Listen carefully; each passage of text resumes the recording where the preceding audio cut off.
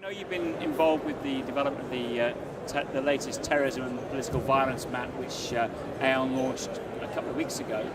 But talk to me about some of the findings from this year's map. One of the most interesting points of, I suppose, what trends have shown over the past 12 months is the increasing risk to Western countries, so North America, Europe, Australia, New Zealand, as for example, from terrorism. A lot of this has been generated by the self-starter terrorist individuals who use the vehicle of a kind of online jihadi websites to self-radicalize and then choose to undertake an attack.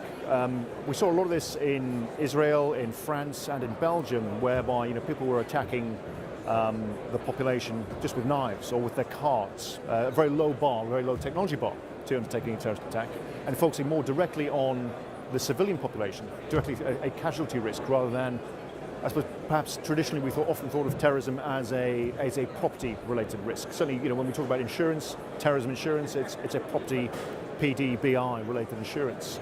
And that's not to say that the risk directly to property is decreased. It's just perhaps the risk directly to people, to casualties, has increased over the past 12 months.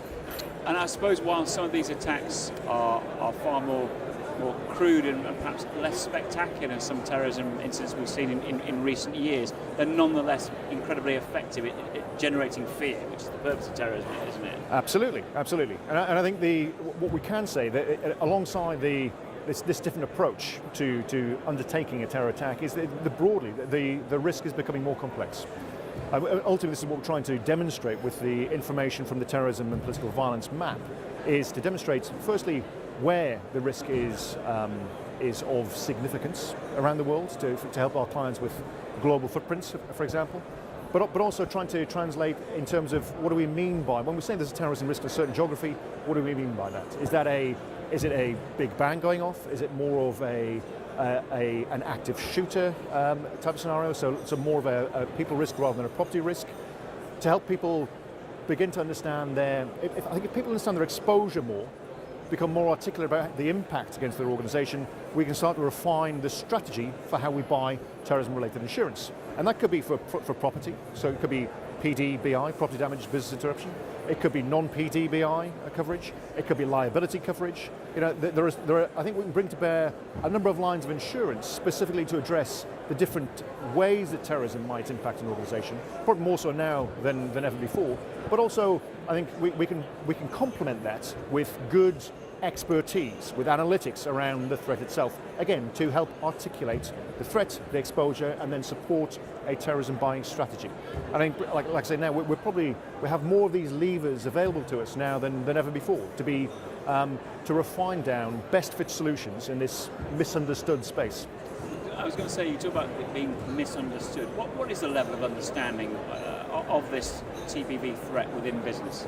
Again, it depends. It's on a client by client case. I think clients where often have an international footprint and they recognise there is a real and present danger to people, assets, operations, wherever they might be around the world, they themselves become more risk articulate. So they've got more complex risk exposure, but on the flip side, they're more articulate about how to address that already.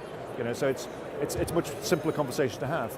Perhaps I think there is the challenge is where the perception of exposure to terrorism is less. People think, well, I'm brand ABC, how could I possibly be exposed to the risk of terrorism?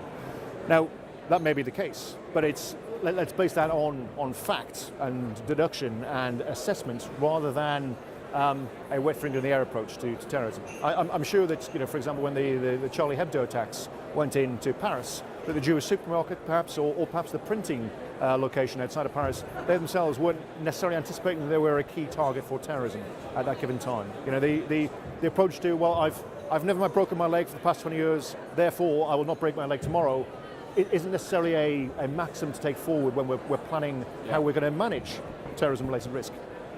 But to a degree, it is almost being prepared for almost anything now, isn't it? Because it's very, very hard to predict a lot of the activities of what you might describe as being a lone wolf. Absolutely. And I think predictive kind of assessment is probably not what we want to do. What we want to do is think about the posture. I acknowledge the fact that there are a range of ways that this risk can kind of come into our organisation, can affect our people, wherever they are in the world, and try to to recognise that while we're not going to know in detail what's going to happen over the next 24 months, we can make a valued judgment, perhaps, on how we may be, and where we have the potential to be impacted over that same period. And a lot of this is around where we're located, rather than who we are or what we do. A lot of it's down to geography, whether between countries or even within countries, within cities. We could be very granular about exposure to terrorism. Whether, as an example, we work with a client down in the financial centre in Manhattan. We're looking at kind of terrorist exposure down there. We also work with a client up in the Upper West Side. Now, the way that we talked about their potential loss was reflective of where they were within the city of New York. And you can differentiate, on that basis. Somebody very exposed down towards the financial district, somebody far less exposed in the Upper West Side. And we should really balance our terrorism purchasing to reflect that differential in risk exposure to that peril.